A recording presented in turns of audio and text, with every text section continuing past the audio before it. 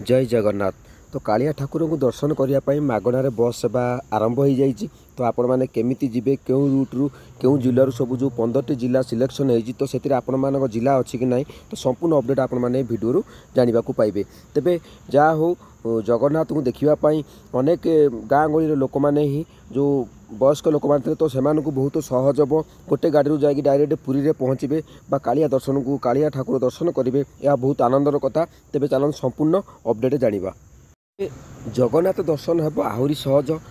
सुदूर सुंदरगढ़ हेउ कि सीमांत नुआपड़ा यात्री मैंने पुरी को आरामदायक यातायात करिवार सुविधा पाइबे, ताहा पुणी सुलभ मूल्य रे। कारण आज श्रीक्षेत्र को गढ़ी जगन्नाथ एक्सप्रेस।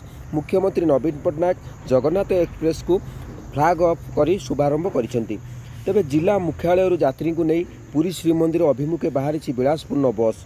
लक्ष्मी योजना तृतीय पर्यायर जगन्नाथ जो चेतना को आहुरी व्यापक करने को जिला मुख्यालय पुरी जाए जगन्नाथ एक्सप्रेस गड़ाइबा को निष्पत्ति होती। तेबे ए निश्चित भाव में जो वयस्क लोक मैंने अच्छा तो से बहुत आनंददायक हम। कारण आपण मैंने जो गोटे बस आउ गोटे बस जाऊँ तो से आपको चढ़ा ओह्ला पका बहुत कष्ट हो।